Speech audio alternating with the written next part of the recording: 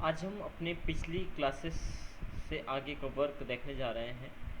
इसके पहले हमने स्कूल या इंस्टीट्यूट का मैनेजमेंट सॉफ्टवेयर के बारे में बात किया था पिछली क्लासेस में, और जिसमें हमने ये देखा था कि किस प्रकार एक एडमिशन स्टूडेंट का एडमिशन लें तो उसके लिए डेटा सेट तैयार करें, जिसमें हमने स्टूडेंट का एक एडमिशन फॉर्म बनाया था और उसको डेटाबेस में सेव किया था। यानी एक सीट से डेटा हमने दूसरे सीट पर ले करके गए थे, यानी डेटा हमारा सेव हो गया था। अब हम कुछ आगे का वर्क देखते हैं। हमने यहाँ पर एक सीट बनाया हुआ है जिसमें इंस्टीट्यूट नेम में शुभम एकेडमी आ रहा है। आप जो भी यहाँ पर देना चाहें वो इंस्टीट्यूट नेम यहाँ पर दे सकते हैं, एड्रेस दे सकते हैं।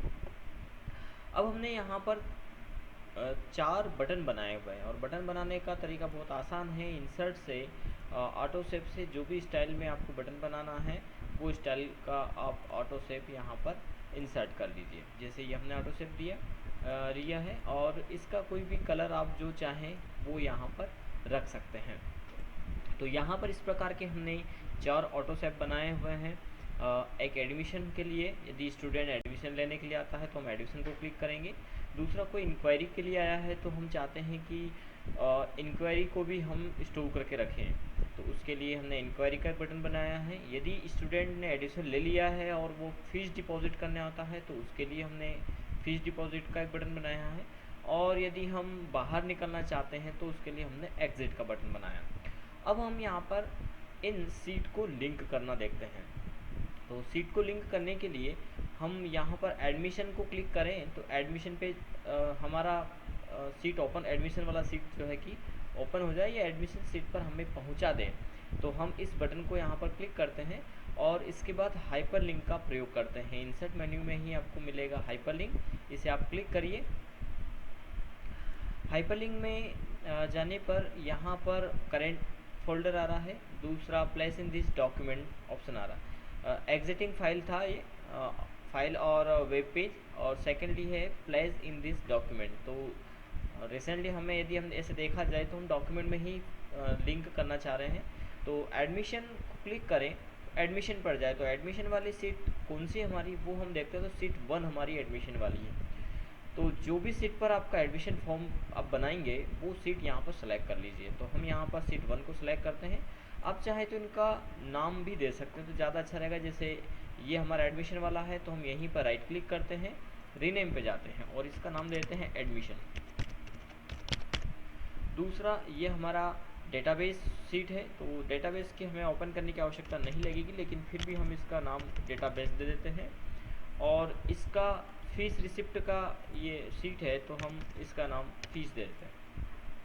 ये हमारा होम पेज है तो हम रीनेम पे जाते हैं और इसका नाम होम दे देते हैं। ठीक है, ये हमने यहाँ पर दिया हुआ है। तो आप देखेंगे कि एडमिशन को जैसे ही आप क्लिक करेंगे तो यहाँ पर रेफरेंस नोट आ रहा है, शायद वो हमने नाम चेंज कर दिया उसका। चलिए हम फिर से इसको क्लिक करते हैं, सेलेक्ट करते हैं, हाइपरलिंक पर जाते हैं और एडमिशन को सिलेक्ट करके ओके करते हैं। जब ये लिंक होता है, क्लिक करेंगे तो ये एडमिशन वाले सीट पर आप पहुंच जाएंगे। इसी प्रकार यदि आप एडमिशन से वापस होम पर जाना चाहते हैं तो यहाँ पर भी एक बटन असाइन कर लीजिए। जैसे ये हमारे पास ऑलरेडी जैसे है तो इसका नाम हम दे देते, राइट क्लिक करते हैं, एडिट टेक्स्ट में जाते हैं और इसका नाम हम दे देते हैं होम। इसका फ़ॉन्ट साइज़ बढ़ा देते हैं सेलेक्ट करके। ये हमने फ़ॉन्ट साइज़ को बढ़ा दिया है कंट्रोल शिफ्ट ग्रेटर देन से। इसको बोल्ड भी आप कर सकते हैं कंट्रोल बी से। और इसका हम कलर भी चेंज कर देते हैं यहाँ पर, यानी कोई भी जो आप कलर लेना चाहें वो आप कलर यहाँ पर ले सकते हैं। तो ये हमने कलर लिया।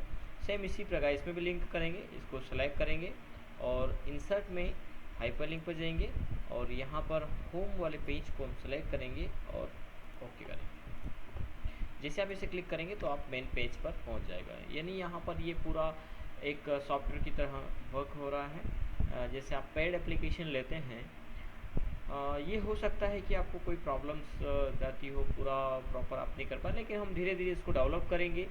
और यहाँ पर मेन चीज़ हमें जो समझ में आ रहा है वो है सीखना मिल रहा है। यानी एक्सेल पर जब आप अपना खुद का इस प्रकार का कोई एप्लीकेशन तैयार करते हैं, एक डेटाबेस तैयार करते हैं, तो सबसे बड़ा जो उसका एडवांटेज होता है वो ये है कि आपको कभी भी कोई प्रॉब्लम आती है तो आप उसको मैनेज कर सकते हैं। कहीं डेटा में कोई प्रॉब्लम आती है, वहीं पर आप पेड एप्लीकेशन कहीं से परचेज़ करते हैं, तो डिपेंडेंसी उस कंपनी या उस प्रोवाइडर के ऊपर रहती है जहाँ से आपने सॉफ्टवेयर लिया है। जब भी कोई एरर आता है या कोई डेटा से संबंधित कोई समस्या आती है तो उनके ऊपर डिपेंडेंसी हमारी रहती है। यहाँ पर डिपेंडेंसी उनके ऊपर नहीं रहेगी, क्योंकि हमारे द्वारा ही डिज़ाइन डेवलप किया गया सॉफ्टवेयर है और हम खासतौर पर एक्सेल की यूटिलिटीज़ सीख रहे हैं, देख रहे हैं कि किस प्रकार से MS एक्सेल हमारे लिए उपयोगी हो सकता है। चलिए, तो यहाँ पर हमने एडमिशन को लिंक किया, इसी प्रकार हम फीस रिसिप्ट या फीस डिपॉजिट को भी जो है कि लिंक कर लेते हैं। तो सिलेक्ट किया, हाइपर लिंक पर गए और हम यहाँ पर फीस वाले सीट को सिलेक्ट करते हैं, ओके करते हैं। इसके बाद हमने यहाँ पर बैकग्राउंड में आप देख पा रहे हैं कि एक इमेज लिया है, तो इमेज इंटरनेट से कोई भी डाउनलोड कर सकते हैं। और इमेज सेट करने के लिए हम यहाँ पर पेज लेआउट मेन्यू को क्लिक करते हैं और यहाँ पर बैकग्राउंड, ये जैसे अभी ब्लैंक हो गया है तो हम बैकग्राउंड में गए और हमने एक इमेज यहाँ पर डाउनलोड किया है, तो वो इमेज हम सेलेक्ट करके इंसर्ट करेंगे, तो आप देखेंगे कि ये पेज में आ गया। इसके बाद हम सेकंड जो है कि हमने जो एडमिशन वाला पैरामीटर वो ये इस प्रकार देख लिया था, जिसमें हमने सेव प्रिंट हमने अभी नहीं निकाला है, प्रिंट का हमने जो है कि मैक्रो डिज़ाइन नहीं किया है और क्लियर का भी अभी हमने यहाँ पर नहीं किया है। लेकिन हमने यहाँ पर 2 कॉलम एक्स्ट्रा ऐड किए हैं, वो है एक तो कोर्स फीस का और दूसरा डिस्काउंट का। यदि स्टूडेंट कोई ऐसा आता है जो इस डिस्काउंट की कैटेगरी में है या हम उसको डिस्काउंट देना चाहते हैं या वो लेना चाहते हैं, कोई भी टर्म कंडीशन हो सकती है, तो ऐसी स्थिति में हम उसको डिस्काउंट देंगे। चलिए, तो हम यहाँ पर एक न्यू एडमिशन यहाँ पर करते हैं। जैसे हमने नाम दिया अजय राजपूत, हम नाम दे देते हैं। डेट भी हमने पैरामीटर नहीं देखा था। जेंडर मेल फीमेल हम सेलेक्ट करेंगे, हमने मेल सेलेक्ट किया है। पिताजी का नाम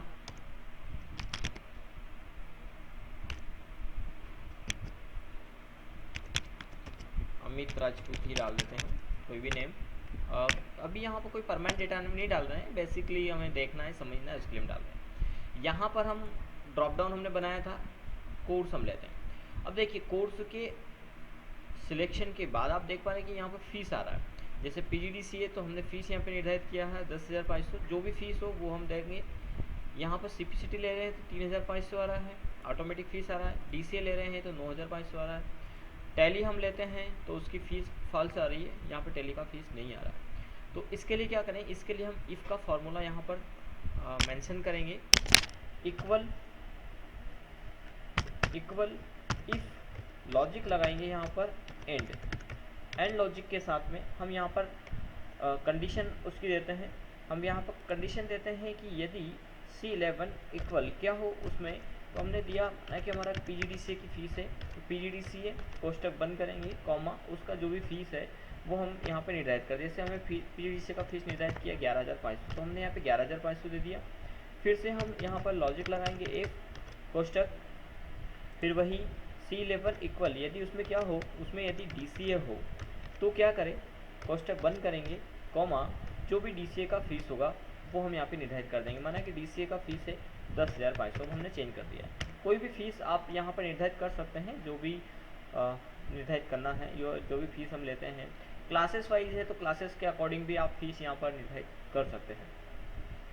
चलिए, तो हमने PGDCA का निर्धारित कर दिया है, DCA का कर दिया है, कॉमा इसके बाद हम अपने बाकी कोर्स का भी कर देते हैं इसी प्रकार।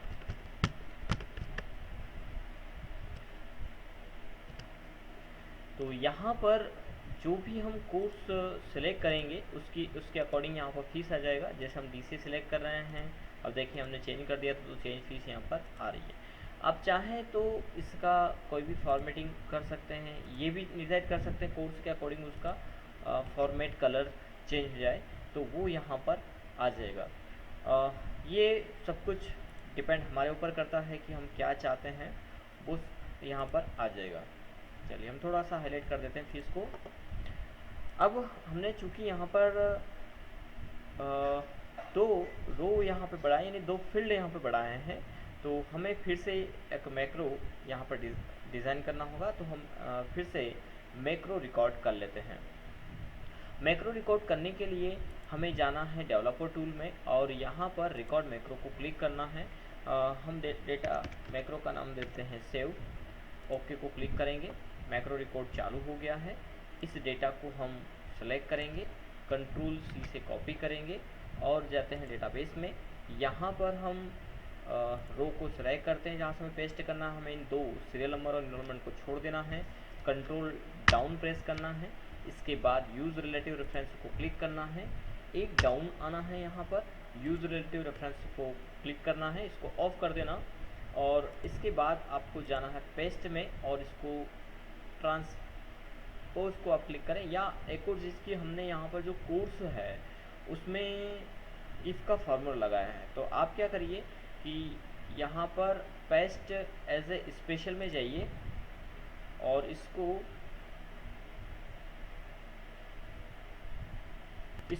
वैल्यू को सेलेक्ट करिए और यहाँ पर ट्रांसपोज को चेक लगाइए। इसके बाद इसको ओके को क्लिक कर दीजिए, तो आप देखेंगे कि यहाँ पर वैल्यू आ जाएगी, यानी वैल्यू पेस्ट हो चुका है और डिस्काउंट में डिस्काउंट आ चुका है, फीस में फीस आ चुका है। ठीक है, अभी हमारा यहाँ पर रिकॉर्ड मैक्रो चल रहा है। हम बाहर फिर से होम एडमिशन वाले पैरामीटर में जाएंगे, यहाँ पर डबल क्लिक करेंगे, एक बार क्लिक करेंगे और फिर डेवलपर टूल में जा कर के स्टॉप रिकॉर्डिंग को क्लिक कर देंगे। यहाँ पर स्टॉप रिकॉर्डिंग हो गया है। फिर हम जो भी हमने बटन लिया है वहाँ पर जाते हैं, असाइन मैक्रो को क्लिक करते हैं, सेव को क्लिक करते हैं, ओके करेंगे। हम एक बार प्रैक्टिकल में देख लेते हैं कि क्या हमारा मैक्रो सही रिकॉर्ड हुआ है। क्लिक करेंगे और डेटा सीट में जाकर के हम देखते हैं यहाँ पर एक स्टूडेंट यानी फिर से अजय राजपूत का ही रिकॉर्ड जुड़ गया। आप चाहें तो यहाँ पर कोई अन्य स्टूडेंट आप जोड़ सकते हैं, जैसे हम आर के जैन को ले लेते हैं।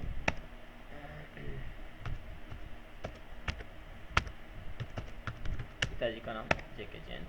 कोर्स से भी हम चेंज कर देते हैं, यहाँ पर DCM कोर्स ले लेते हैं, सेव को क्लिक करते हैं, डेटाबेस में जाते हैं। बिल्कुल हमारा मैक्रो सही रिकॉर्ड हुआ है, कहीं कोई प्रॉब्लम नहीं है। फीस और डिस्काउंट भी आ गया है।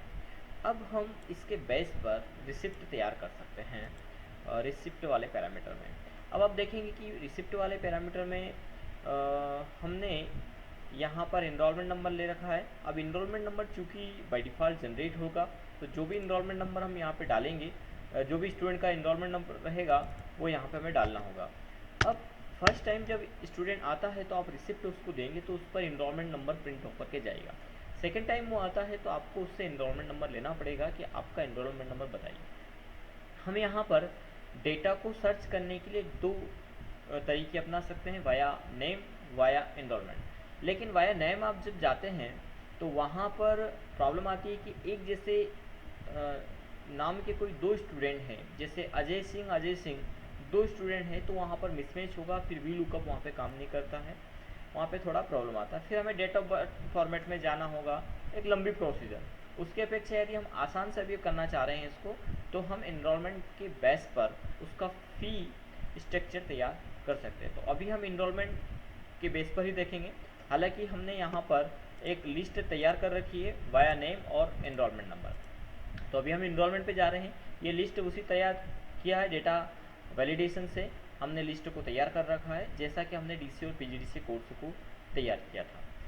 ठीक है, तो यहाँ पर हम यहाँ पर इनरोलमेंट नंबर डालेंगे तो इनरोलमेंट नंबर आप देख पा रहे हैं कि डेटा सेट में ऑटोमेटिक जनरेट हो रहा है। जैसे जैसे स्टूडेंट की एंट्री होगी, यहाँ पर चौथे नंबर पर एडिशन हुआ है तो उसका इनरोलमेंट ऐसे 004 है। अब ये ऐसे यानी हमने शुभम एकेडमी 001 से लेकर के तो ऑटोमेटिक इसको जनरेट किया है। ये भी हमने पिछली क्लासेस में देख लिया था कि किस प्रकार से इनरोलमेंट को जनरेट करना। यदि आपने हमारा पिछला वीडियो इसका नहीं देखा है तो उसे पहले देखें, इसके बाद हम इस सेकंड टर्म पे आए। तो यहाँ पर अब हम फिर से चले आते हैं फीस वाले पैरामीटर पर। तो यहाँ पर जैसे ही इनरोलमेंट नंबर हम डालते हैं, इनरोलमेंट नंबर 2 डालेंगे तो यहाँ पर अजय राजपूत का रिकॉर्ड आ गया। अब ये आया कैसे, तो इसके लिए हमने वी लुकअप फॉर्मेट का फॉर्मूले का यूज़ किया है। हम इसको समझ लेते हैं। वी लुकअप को इक्वल वी लुकअप का फॉर्मूला हम लगाएंगे। वी लुकअप वैल्यू किसके आधार पर चले, तो हमें उसका एड्रेस देना है। तो एड्रेस में यहाँ पर है C7, ये आपको लगाना है, कॉमा यहाँ पर सेकंड टर्म पूछ रहा है ये टेबल अरे, तो टेबल अरे होता है आपका डेटाबेस, तो इस डेटाबेस में सिलेक्ट करें। अब इसमें ये ध्यान रखना है कि डेटाबेस आपको सिलेक्ट करना है कहाँ से, जहाँ जिसके बेस पर आप डेटा को सर्च करना चाह रहे हैं। हम यहाँ पर डेटा को सर्च करना चाहते हैं इनरोलमेंट के आधार पर, तो हम यहाँ पर इस सीरियल नंबर वाले पैरामीटर को छोड़ देंगे, कॉलम को छोड़ देंगे, और हम इनरोलमेंट से कॉलम को सिलेक्ट करेंगे। तो जहाँ तक भी आपका डेटा है वहाँ तक आप सिलेक्ट कर लीजिए। यदि और भी फील्ड हैं आपके तो और उनको सेलेक्ट करना होगा आपको, ठीक है।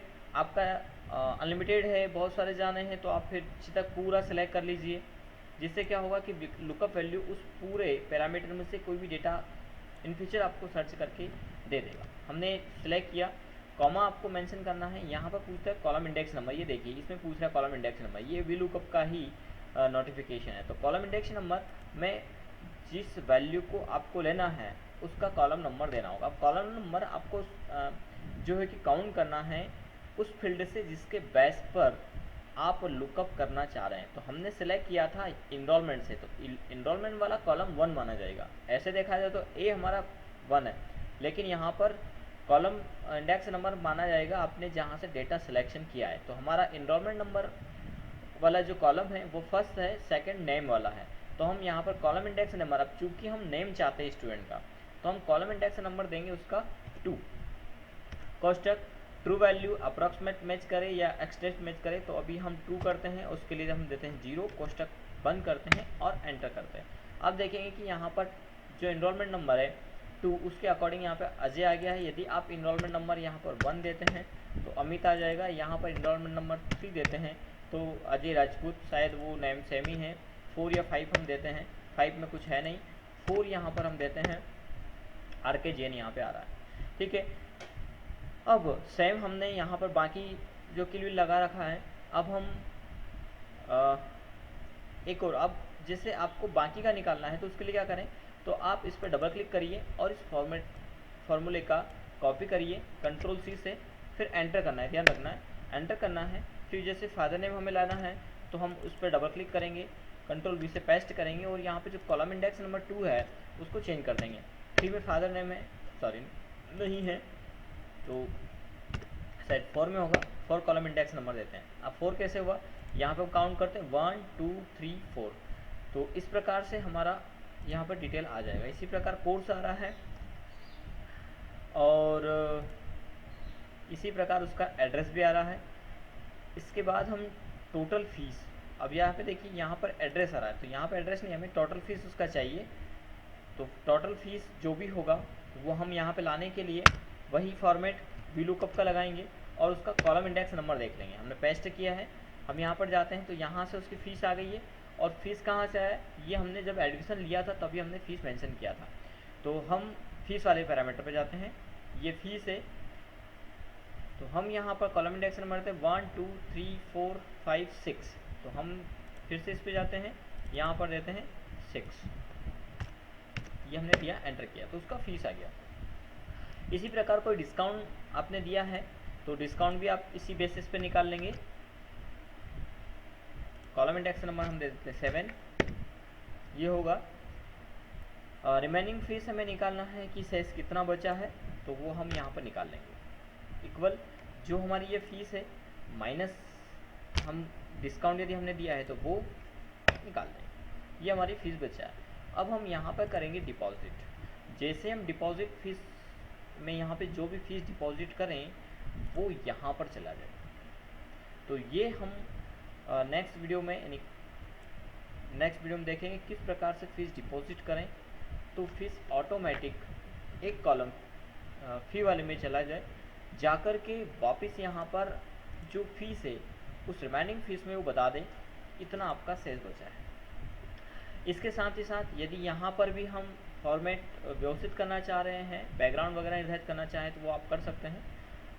जैसे पेज लेआउट में गए, बैकग्राउंड में गए, कोई भी बैकग्राउंड हम यहाँ पे ले सकते हैं। अब देखिए जब बैकग्राउंड आप लेते हैं तो लाइनिंग आती है, ग्रिड लाइन यहाँ पे शो हो रही है, तो आप इसको चाहे तो हटा सकते हैं। व्यू में जाएँ, ग्रिड लाइन को चेक हटा दीजिए, अनचेक करेंगे तो यहाँ पर एक ग्रिड लाइन हट जाएगा। और यहाँ पर तो हमने फॉर्मेट सेट कर ही रखा है, बैकग्राउंड वाइट आ रहा है, तो ये तो ठीक है, समझ में आएगा। यदि बैकग्राउंड आप यहाँ से हटा देंगे तो ये बैकग्राउंड ही दिखाई देगा और आप चाहते कि नहीं आए यहाँ पे तो छोड़ सकते हैं, क्योंकि हमने ऑलरेडी होम पर बैकग्राउंड और फॉर्मेटिंग वेल कर रखा है। आप जैसा और चाहें इसमें सेटिंग कर सकते हैं। तो आपको ये वीडियो पसंद आया होगा। दूसरा, हमें सीखने के लिए वीडियो को देखना भी पूरा ज़रूरी है। तो आप इस प्रकार से पूरा कंटिन्यू पूरा वीडियो वॉच करें और रेगुलरली क्लासेस को अटेंड करें। आगे हम ऐसे स्टूडेंट्स जो इंस्टीट्यूट पर नहीं आ सकते हैं उनके लिए ऑनलाइन क्लासेस की सुविधा प्रारंभ करने वाले हैं। जूम टूल के माध्यम से, जूम एक एप्लीकेशन होता है, इसके माध्यम से आप ऑनलाइन ही घर पर ही कंप्यूटर कोर्स सीख सकते हैं। उसके लिए कुछ चार्जेस होंगे, उसको आपको पेड करना होगा। फिर हम आपको एक आईडी प्रोवाइड करेंगे। उस आईडी के माध्यम से आपका जो भी टाइम रहेगा क्लासेस का, उस टाइम पे आपको एक लिंक मिलेगा। उसको आप जैसे ही क्लिक करेंगे तो आपके मोबाइल में या लैपटॉप में हमारे वीडियोस कनेक्ट हो जाएंगे, यानी हम ऑनलाइन आपसे कनेक्ट होंगे और फिर आपको लाइव क्लासेस मिल पाएगी। उसमें जो भी आपका डाउट डिस्कशन रहेगा वो सब भी हम उसमें क्लियर करेंगे। और जो ऑनलाइन क्लासेस हमारी स्टार्ट होने वाली हैं उसमें हम बेसिक से लेकर के चलेंगे। ऐसे स्टूडेंट जो गृहिणी हैं या फिर जो ऑफिस गर्ल्स हैं या ऑफिस बॉयज़ हैं या कोई स्टूडेंट भी हैं, तो उनके बहुत सारे बेसिक से डाउट रहते हैं जो कहीं ना कहीं वो यूट्यूब से या अन्य माध्यम से क्लियर नहीं कर पाते। जैसे हमारे चैनल पर भी हैं कि वो कमेंट करें, या बहुत सारे कहते हैं कि कहाँ कमेंट देखेंगे, कमेंट का रिप्लाई नहीं मिलता है और सीखना भी नहीं मिल पाता जो पूछना चाहते हैं उसी समय। तो उस ऑनलाइन क्लासेस में सेम जिस प्रकार की हमारी क्लासेस रहती है उसी प्रकार की क्लासेस उसमें रहेगी।